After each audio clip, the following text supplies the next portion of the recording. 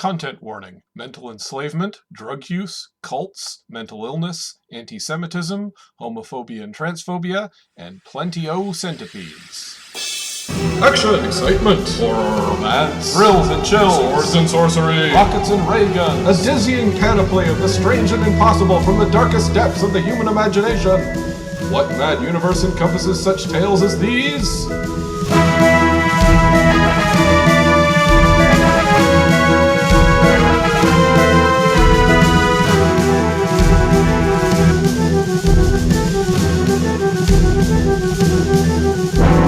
Join us as we bear witness to the sweeping sprawl of all the history that never was and all the futures that could yet be. It's adventure as you like it on What Mad Universe?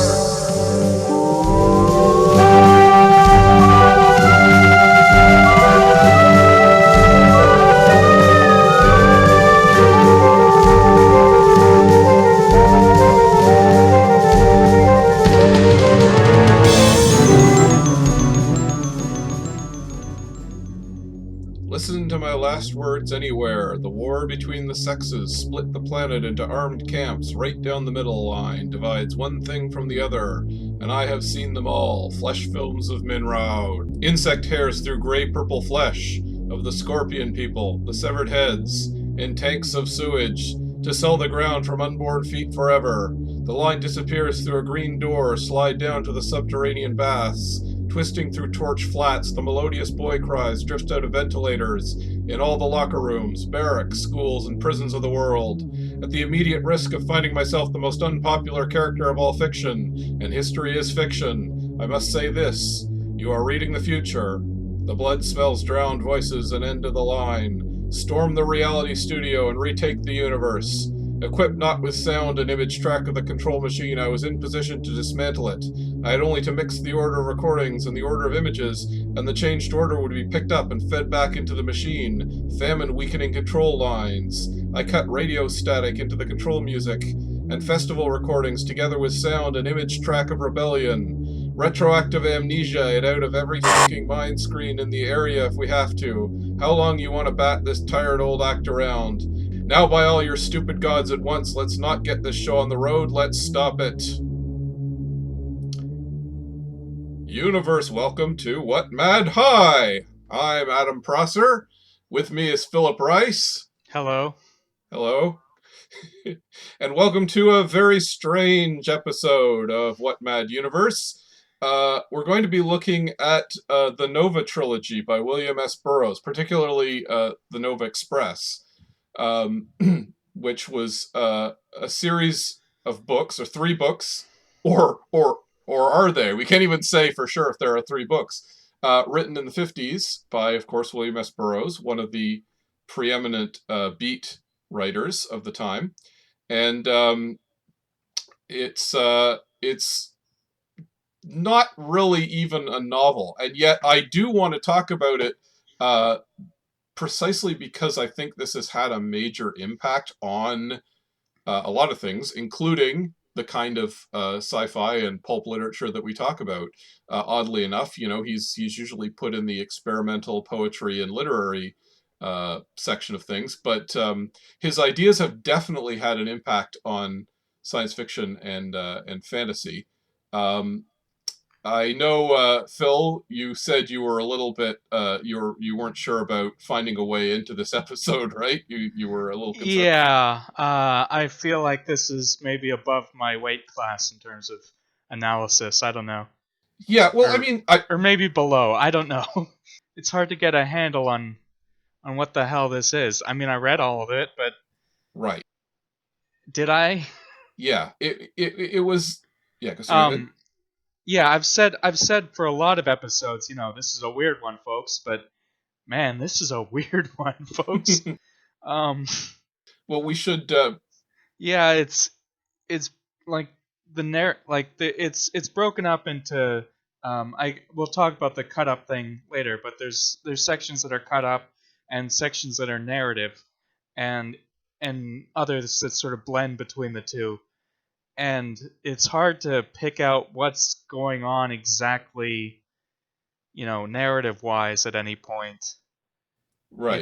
It's very confusing. Like there's obviously themes going through it, and you start to notice patterns, but I don't know.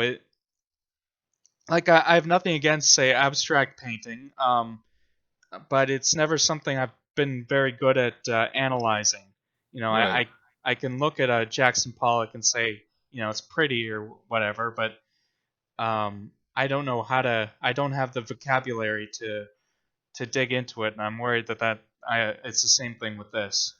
Well, I think that is actually, in a sense, that's the right frame of mind to approach this. I mean, not that I know either. I'm not going to pretend like I have a great knowledge of this either. And I think at this remove in 2020, looking back on stuff that was written in the late 50s, early 60s, I think we can say things about it that are complimentary, and we can say things about it that are not as complimentary. But I think generally speaking, the attitude of the beat writers, and maybe Burroughs in particular, was that they were not trying to.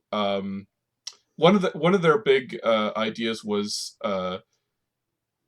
as I believe it's actually a Burroughs line that pops up, which is to annihilate the consciousness, which is, of course, a Buddhist idea, and they were inspired by Buddhist ideas. Um, and it's the idea of, like, if we can get around the conscious processing of information and just go into something completely subconscious. And to that end, that's what Burroughs did here. He literally made these books out of cut up words that he'd written at an earlier date, something that he Or called the that came word. from other sources. Right, right, There's stuff from other books and speeches and things like that, and taken from, I believe, newspapers. A lot of Nova Express is from newspapers. right. I mean, even the title Nova Express is Yeah. a newspaper reference, and yeah, he took headlines and dates from newspapers. He also, I mean, at one point you can recognize T.S. Eliot's The Wasteland starts popping up, which is understandable because that was probably a big influence on this. James Joyce and T.S. Eliot probably were both major influences on this. They had a similar sort of stream of consciousness style to what they were doing. Oh, And that just sorry. That This is stupid, but that just makes me think of Cats. Uh, No, Cats is the movie Cats has poisoned the T.S. Eliot discourse forever. Well, that's yeah. actually, No, I just it would have been funny if this book started talking about Mungo Jerry and yeah. old Well, that's, Deuteronomy and stuff. Anyway, sorry. and yet, well, but I mean, you will laugh, but the ridiculousness of it is actually something that I think people like Burroughs were trying to get at. Like, they were trying to juxtapose weirdness, and both Joyce and Eliot made up words. Burroughs didn't really make up words as much as he took words that he liked and kind of attributed new meanings to them. But hmm it's somewhat of the same idea, I think. And Yeah, there's a few like Interzone, which is from the international zone in Morocco at the time, I believe he lived in briefly. yeah, Um, but Tangiers. that He yeah, Most of what he wrote here, like most of the stuff that is his that's not in this writing. book, by the way. That's Naked Lunch. Right. Well, Which that's the thing. No, but here's the thing. He wrote a ton of stuff in Tangiers, in Interzone, if you like, which then he took and chopped it up. Most of Naked Lunch was written there, but then most of this substance of this book, or these books, were written in that same place and just cut up and rewritten. And what he would do, as I understand it, the cut up method is literally you start cutting up sentences and fragments of what you're playing with. In some cases, literally cutting a page in half and juxtaposing it with a different page, or just cutting up sentences and then putting them together. I think in some cases, literally just dropping them onto the paper, and then you'll see two fragments of a sentence, and you'll write something to fill in the two sentences. That was something he did a few times. There's a number of different ways they did it, but the point is to sort of he take also it. adopted fold in as a variation of cut up, where you're folding pages together. Right. Like I guess How a was Mad Magazine thing. I don't know how Yeah. it worked exactly. Yeah, well, no, again, I think that's what it was, where he would cut the page literally in half, put a page of something else next to it, and sort of and on the other side he'd put another page, and yeah, basically, yeah, it was like physically you'd see half the page with one thing and the other half would be with the other.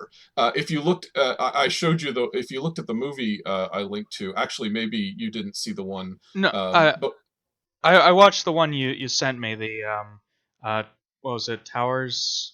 Towers Open Fire was Yeah. the film he made, and it was with starring Burroughs. There was another. I guess it was one of the other ones. I watched a couple of the cut up films that he made at the same time that he was making these books. He was appearing in films. I mean, he was not the director technically, but he was working heavily with the director, and he was the star of the movie, and it was all his words and so on. And Yeah, they he mentioned the Mayan caper a couple times, the so Mayan, that's a yeah, one thing of from Soft Machine. Yeah, one of them is called The Last Words of Hassani Saba, and it's actually probably the most coherent one in terms of understanding it. And it has text, which again, you can recognize it very clearly from, I think, Soft Machine. It's in there anyway. Almost everything he says is in these books. But he literally shows it starting with him cutting a page in half and putting a page of something else that has also been cut in half next to it, and then reading what he says.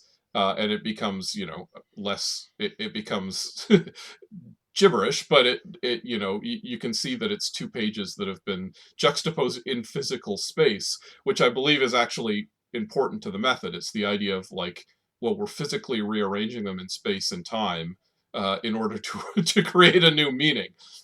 It's probably best understood not as a novel but as poetry, right? It's essentially three books of poetry, of stream of consciousness poetry. Um, Yeah, with some narrative in there. Right. I mean, there are characters even that who appear. Literally, the Nova Mob is a significant group of characters. Oh yeah, I do Um, like the names of the Nova Mob. I have them: Sammy the Butcher, Green Tony, Iron Claws, the Brown Artist, Jackie Blue Note, Limestone John, Izzy the Push, Hamburger Mary, Patty the Sting, the Subliminal Kid, Blue Dinosaur, Mr. and Mrs. D. Yeah, great. These are great names. I did appreciate the gangster sci-fi yeah, gangster names. and then there's Uranian Willie, who's Right. the one who sells them out, if I'm not mistaken, which means he's a good guy because the Nova Mob are bad. The Nova Mob are alien criminals who have basically taken over Earth, and the Yeah, author. they're organisms, but they're not like physical. They're more ideas. Um, we're going to be discussing Scientology in this episode because there's lots of crossover. But yeah, these are basically body thetans, as the Right. ghosts that possess us, but with a different origin.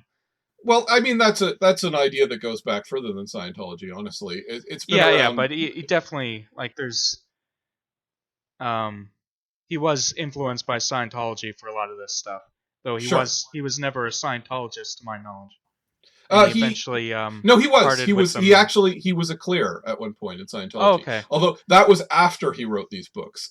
He yeah, for a few years he was in Scientology. He went clear. He was in the organization. Then he sort of disavowed it and renounced it and turned around and quit it. And then he was essentially excommunicated or whatever the equivalent is for Scientology.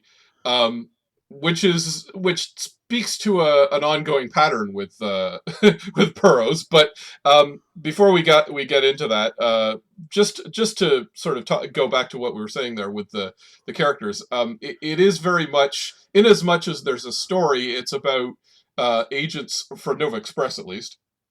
It's about agents who come to Earth, and the writer is one of them. And he literally describes the cut up method as his means of fighting back against the Nova Mob, who have basically enslaved the Earth with systems of control. And that is the obsession of the story. It's about fighting back systems of control. And one of those systems of control is quite literally the words, like the English or any language, the way we communicate with each other. This is one of the big paradoxes of Burroughs' work and the cut up trilogy is that he saw word as a prison. At one point he says, "I'm going to rub out the word." He literally wants to sort of obliterate language. That's actually one of the goals of the series, if you can believe it. And it was the idea that that he communicated, which was that when you make a word for something, you've diminished it, you've defined it within certain boundaries, and all of language is essentially that. This is an idea a lot of people have picked up since then. But he was basically the reason he's written this bizarre stream of consciousness thing is to say, well, what if you expand the meanings of words? What if you expand what makes sense and what is communication and what isn't? I believe that's the actual goal that he was going for with this series. Um, just to sort of to see it another way, it was a way of trying to create mind expansion without drugs, using words instead of drugs, because Yeah. I didn't read like a full biography or anything, but he was a junkie early on before writing these, um, and he sort of kicked the habit, and he apparently tried psychedelics at one point, but didn't like it. Tried it well, with the other that's beats. I believe that's LSD specifically that he Okay, didn't like. There's other psychedelics he did try, including some South American stuff. I don't know that he specifically tried Alaska or what's it called? peyote. Yeah, peyote. I don't remember him specifically writing about that, but I would be very surprised if he hadn't. There was a drug that I believe Allen Ginsberg wrote to him about, which he believed would make him telepathic if he used it, called Yage, I believe, Yage. And he did do mescaline as well. So I think he tried just about every drug you could try at that point in the 50s and early 60s. And he This had. is this is reminding me of Grant Morrison, but I like Grant Morrison's writing a lot more. I Well, guess this it is just just it. connects I with mean, me more. yeah, Morrison is very clearly influenced by Burroughs. It's actually, this is the thing. I mean, you can trace a line between we are in the previous episode. In previous episodes, we've talked about the Illuminatus trilogy, which probably inspired the Invisibles, which inspired the Matrix. But you can sort of go back and trace a link backwards to the Burroughs trilogy, because that's also got insects taking over human minds, controlling us. The freedom of human imagination being constrained by machines and insects. I mean, you can Yeah, see yeah, like a lot of Matrix parallels and um, other um, what am I trying? Yeah, like the David Icke conspiracy theory stuff. right, Um, like you can see it, uh, precursors of some of that in and it's this. interesting because it does seem like Burroughs wasn't specifically referencing all these crazy conspiracies the way the Illuminatus guys were.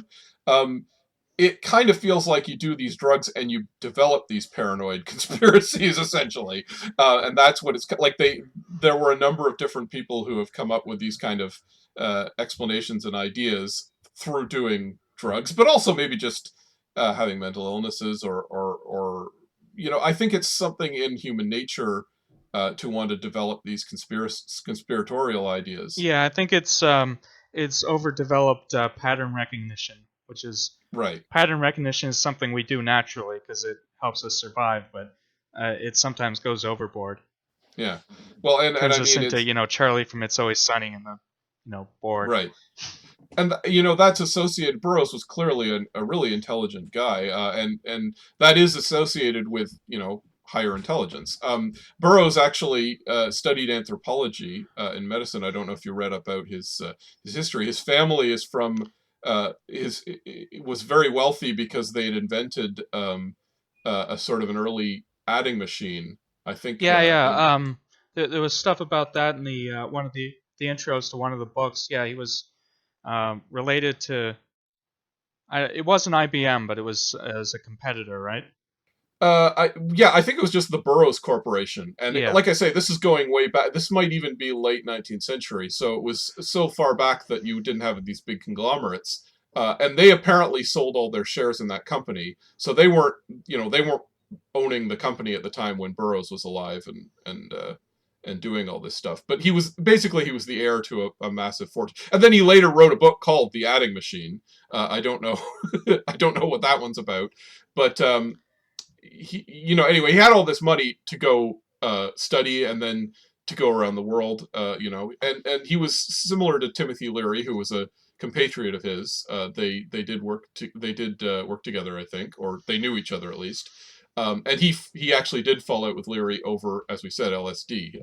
Leary thought LSD was kind of a cure-all for everything, and Burroughs didn't care for it. But they were both academics who basically started up the drug culture that would then become a little more mainstream by the 60s.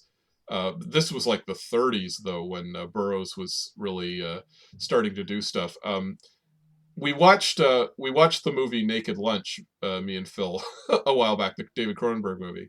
Yeah. And it's a de facto biography of Burroughs, although it's also not. It's a completely surreal movie, as you would expect. But a lot of the stuff And that's it's in also there, his fictional alias William Lee, which is a character from the book Naked Lunch, and also appears in the Nova Express trilogy.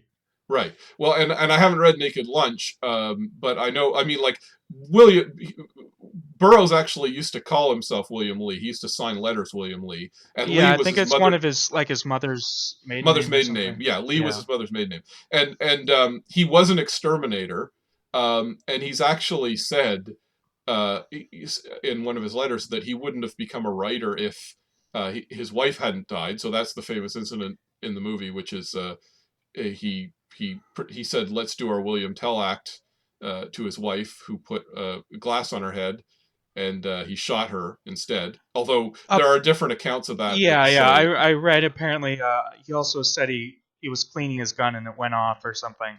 yeah, So he was inconsistent about that. He was tried for manslaughter, and he was uh, anti-Semitic around this time, I believe. right. Yeah, It's mostly taken out in the because there's various edits of all these, but there are passages that from earlier drafts, I guess, where there's overt anti-Semitism, yeah. which is very unpleasant. Yeah, it ties into the whole conspiracy stuff. Yeah, The anti-Semitism, and I mean the big issue is that he was sort of chasing things. He was chasing rabbits down holes left and right. I mean, literally a heroin addict and doing all these drugs and so forth. That's not yeah, to say that that explains anti-Semitism, but I think he would basically, as we say, he'd gone to Scientology. I think he'd grab hold of anything that sort of seemed like, wow, here's a crazy new idea. And that is, again, that's kind of the danger you get into when you're intellectually curious, but coming from a tradition of being very privileged. You start to say, well, I don't feel structural oppression. I'm more interested in these crazy, weird new ideas that don't deal with like intellectual, high-minded ideas rather than and the ignoring world as material it is. conditions and. Exactly. Yes. Exactly. Oh, we haven't discussed his sexuality. He was openly gay, um, and that's very clear in these books. Yeah. Yeah. But It's there's a lot of very descriptive graphic sex scenes in at right. least Soft Machine Well, and Ticket That Exploded. Less so in Nova Express. Apparently, in he was as much trying as to. in as much as there's any kind of scene, it's just a lot of sexual imagery. Let's say that Yeah, but is there's clear. like weird sex tourism stuff in Soft Yeah. Machine, and yeah, like it often describes the partners as like boys, and I don't think is like a pedophile, but like probably Right. younger men, and it's uncomfortable. I want to say it sounds like he had some conflicted feelings about his homosexuality for a long time, and then just kind of went screw it. And as a result, and this is the thing, he all through his life he kept going, oh, this will be a way out of systems of control, and Scientology was one of them. And then he eventually got to the point he was like, no, this is just another system of control. It's not helping anyone escape control. I think he started to feel the same way about the drug culture, LSD and so on. I think that's why he fell out with Leary as well. He felt like, well, this can be used to control people, even if it's supposed to be mind expanding. I did want to mention someone who came up in the Illuminati, another point of contact with the Illuminatus trilogy. Oh, Hassani Sabah. Hassani Sabah, yeah, exactly. Do you want to talk about Hassani Sabah? Oh, you have a lot of stuff here. You might as well go on. Yeah, well, okay, so this is a guy who's popped up in pop culture a lot, who's, of course, the reason is because he founded a sect called the Hashashim, who are the origin of our modern word assassins. He And was also hash, a, hashish. right. Well, no, they were called that because they took hashish. He didn't invent the Oh, word okay. hashish. But like I say, so it kind of mutated into assassin. And he was he was a Persian Islamic missionary, I think 10th or 11th century.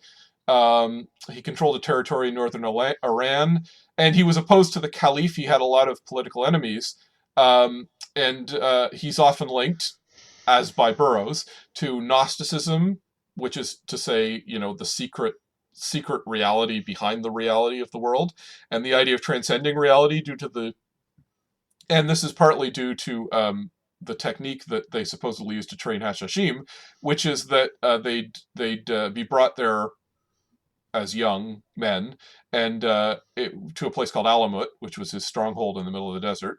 And basically he'd start training them, and then they'd drug them with hashish.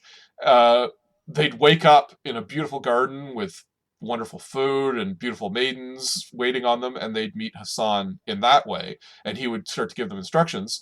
In some versions, then they'd wake up in a dungeon and they'd be basically treated badly, and maybe even alternately treated badly and then drugged and brought into the garden again, and told that, oh, the only way to get to the garden forever is to follow the instructions of Hassan Sabah, and he's a divine emissary, and then that would train them to do assassination missions, basically. So he got a cult of devoted followers. And again, the irony here is that Burroughs is holding him up as someone who transcends reality, who portrays this new greater reality that we can get away from. But he was doing it to control people. He was doing it to indoctrinate people to become his political. According to the legend, I should emphasize that we don't know if this is historically accurate or not. It might be kind of an urban legend, or a historical urban legend about him, but that is supposedly what he did, and that was what Burroughs was responding to. So again, you see Burroughs kind of going, "Oh wow, we can use this to escape from our mental prisons," but it's like, yeah, but the guy would literally indoctrinate people, and of course you can see the tie to be between his that and personal killbots or whatever, yeah, exactly. They were just brainwashing people into killing for him. right. I mean, up to modern day cults do the same thing, right? Another link that we might draw, again, somebody who pops up in Burroughs' writing, and who has popped up in one or two other places that connect to the kind of things we talk about, is Wilhelm Reich. Right, Uh, yeah, the Orgon guy. the Orgon guy. And as we mentioned, I think, did we mention him in the Vrillia episode? Maybe in passing. I don't recall. Yeah, I don't That was a think we while back. did. But you read But it's a about similar Wilhelm. idea. The idea of a scientifically measurable life force. Right. Yeah, he actually studied under Sigmund Freud, Wilhelm Reich, and he was driven out of Nazi Germany. But he believed, and he actually termed the phrase, he created the term sexual revolution.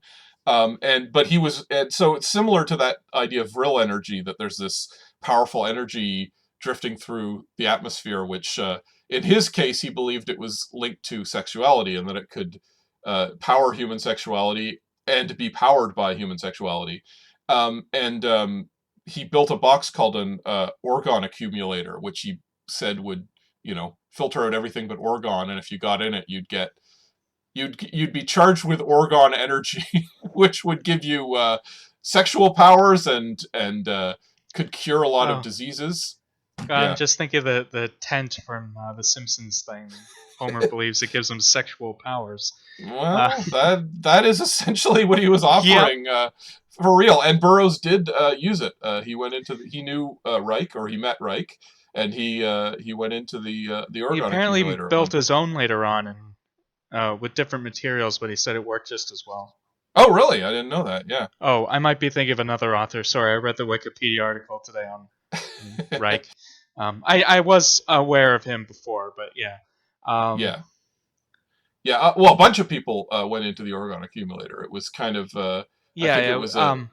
Apparently, the Devo, the band, their hats are based on Orgone accumulators. Oh, really? So, like, it's really ingrained in pop culture. It's it's quackery. I mean, Oh, yeah. there's no proof of this, and he was claiming it could cure cancer and stuff. And yeah, it's Actually, Albert Einstein at the time went to check it out and declared that he didn't find it to have any actual relevance to anything. That Reich was yeah, it's one of those unfortunately a bit of things a where crackpot.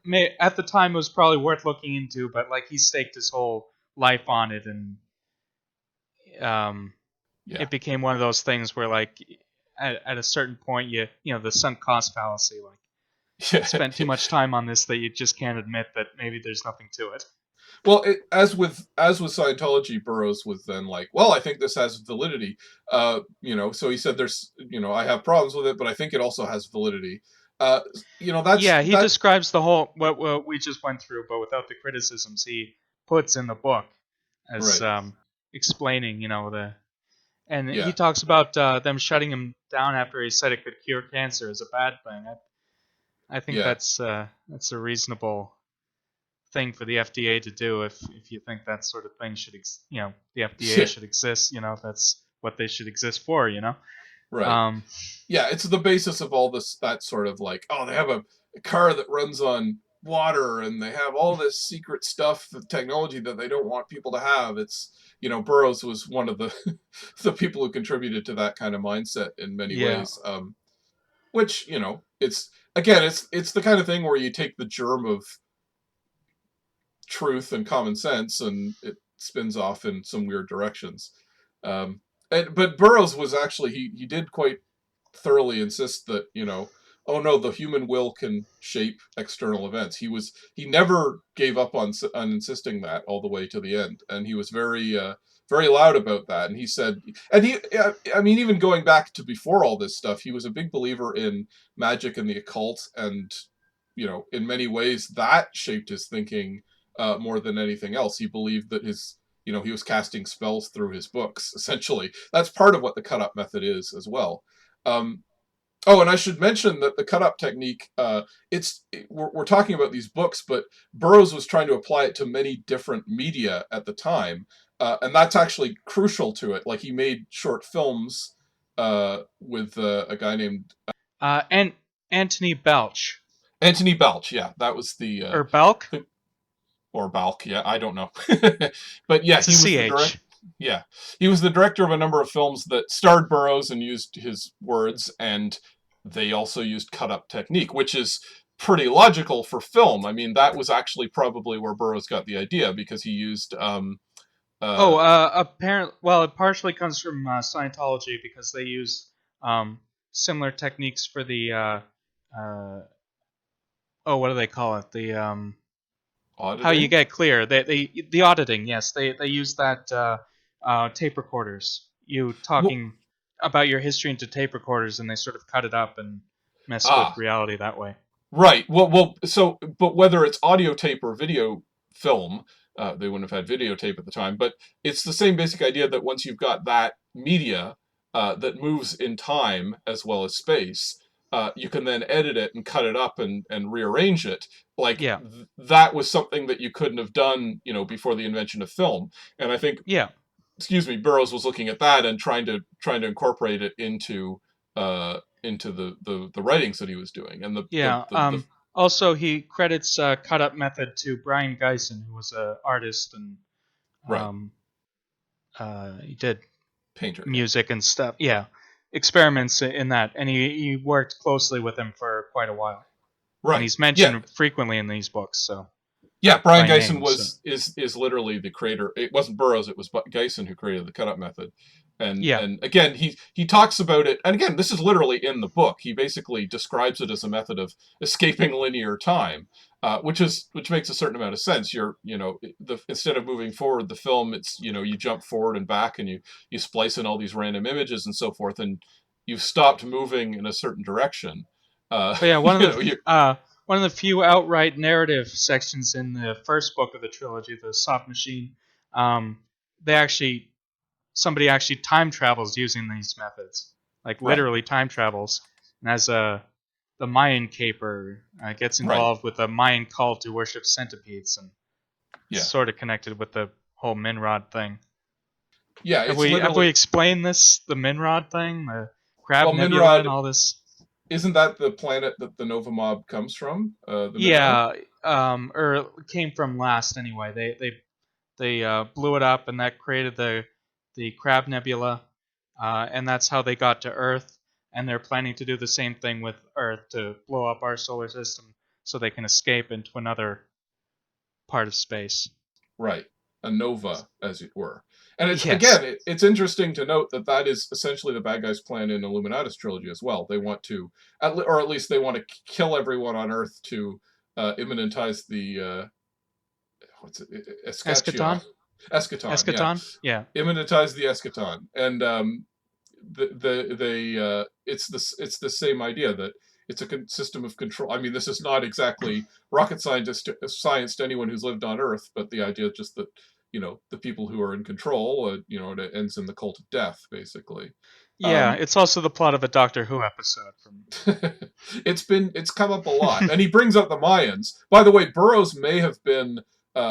It's not 100% clear, but he may have been the originator of the idea that the world would end in 2012, Oh god. because that's the end of the Mayan calendar. It's actually And not, but I know, but like I say, I think it seems to have come yeah. from Burroughs, and he was That's an he idea that's was still sticking around. I saw somebody claim that because of leap years, we're still in 2012, and that explains everything. That the Mayans did not have leap year anyway. Mayans didn't have leap years. Well, wait, I don't know. I mean, you'd think No, they no, they would. apparently rounded down the year, the days of the year. All right, okay. So it's Um, like way off anyway. So well, and Timothy Leary also, again, he had that idea of a time wave. I'm forgetting the exact phrase he used for it, but this idea that there was a historical space-time curve that was slowly getting steeper and steeper and would end in the end of the world or a transformation of the world or something like that, and that we're hitting that point now. So you have to assume Burroughs was somewhat inspired by that as well. Um, yeah, I mean, apocalypse stuff goes back way, way back. Probably to the dawn of history. Everybody thinks they're living in the end times.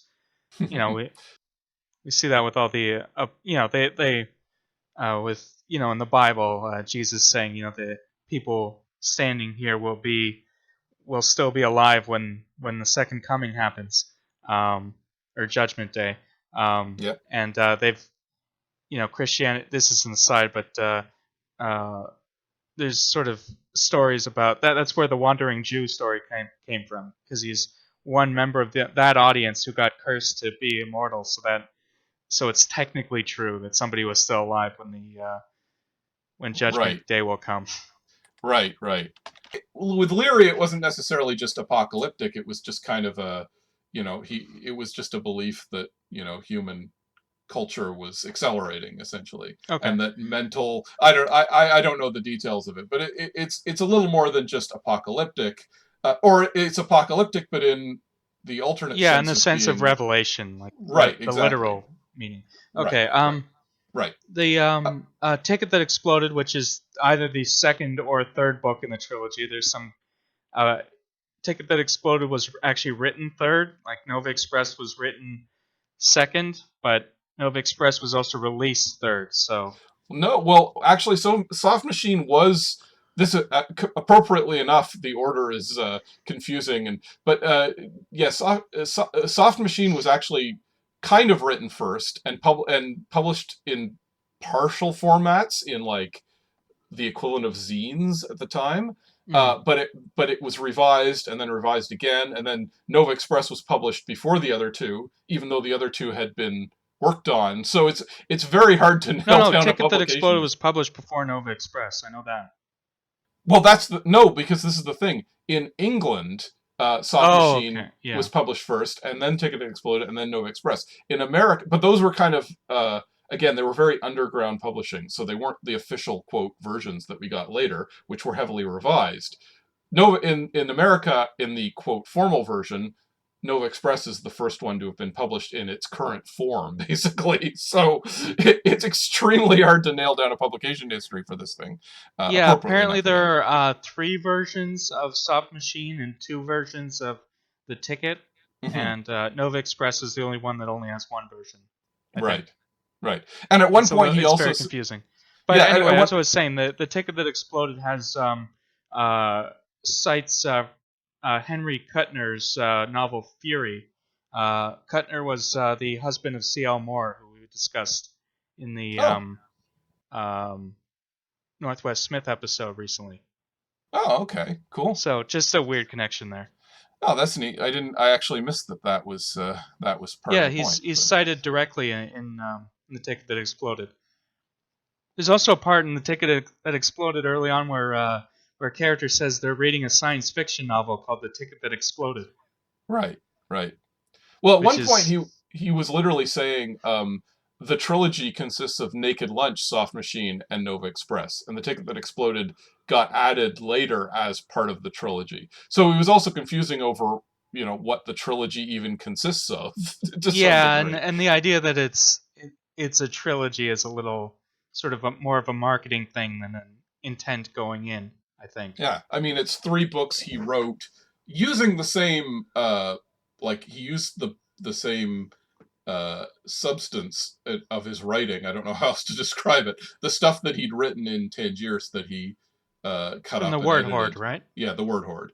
Um, so they, in that sense, they are linked together. But yeah, I mean, just a personal thing. When I was a kid, we had remember the very early days of CD-ROMs? They had these things that weren't 100% games. They were kind of like multimedia experiences that were, that you weren't necessarily playing towards a goal or something. Did you ever see any of those in the sort of I don't early to think mid so. 90s? There was one that was the Edgar Allan Poe CD-ROM, and it was basically you're moving around a house. I guess it had an objective, but basically you're experiencing the poems and imagery from Edgar Allan Poe.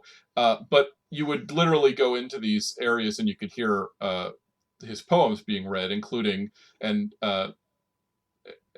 William Burroughs was reading the poems of Edgar Allan Poe, including Annabel Lee and a few others.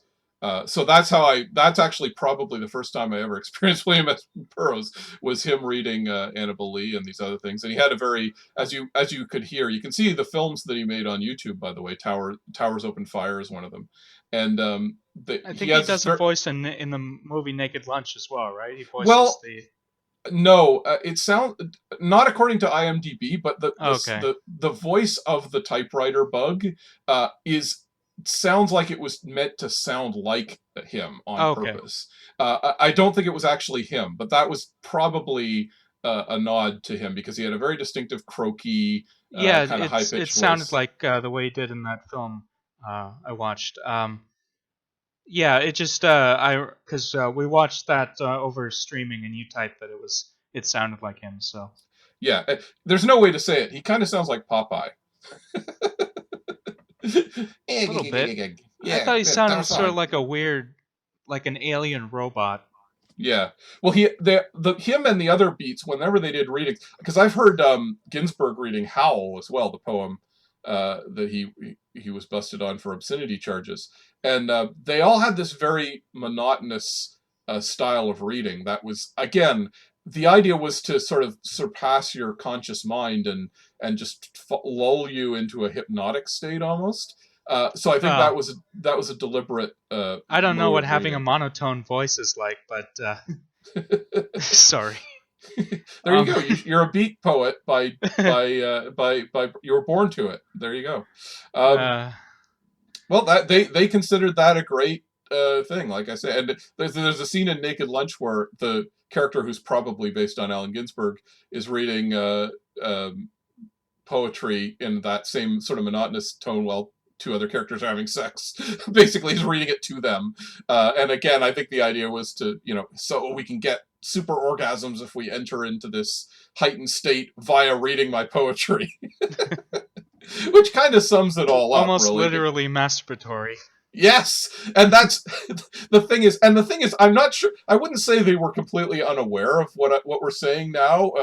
50 years later, but that is really it is kind of self indulgent at the end of the day. Yeah. Um, and I think they probably knew to an extent that it was self indulgent too. But they were. But at the same time, it was you got to experiment to push sort of the boundaries of art forward as well. But at the time, you can produce something that maybe doesn't reach your audience as well. That's always my problem with something that's really aggressively experimental. Like it is contingent on the audience to do some of the work and A try lot to of the work find. in this case, yeah. Well, that's exactly it. It's a trade-off. Like you can have something that's very accessible and you're connecting with the audience, but you're not challenging them. Or you can have something that's very challenging and the audience has to work like heck to get through to the meaning or to what you're trying to do. But you also have to wonder, is it worth it? Is it worth it for me to spend all this time? We barely scratched the surface of everything Burroughs was probably trying to do in these books. Yeah, what the introduction to one of them said the best way to read this is to read it a bunch of times and you take away something different each time, but I'm not going to do that. Yeah, exactly. It's a question of you can't think less of someone who's like, is this worth it though? And unquestionably, Burroughs has had this huge impact on uh, pop culture. I actually wanted to mention, I already mentioned the link with the Illuminatus and the Matrix and the Invisibles, but he was also he influenced David Bowie. David Bowie wrote some of his lyrics via cut-up method. The Iggy Pop song Lust "Lust for for Life. Life." Yeah, it takes a lot of its lyrics, and of course the fact that it's about heroin comes from Burroughs. It's a reference to Yeah, Burroughs. actually, the song is basically about Ticket That Exploded. Right, Johnny Yen's exactly. from the book, and it has a lot of lines directly taken from it. So Sure. that's interesting. Yeah. I actually listened to that because I don't think I had heard the whole song before because I just sort of knew it from like trailer music, Yeah, and exactly. that's just the chorus, and so it was interesting actually hearing the song.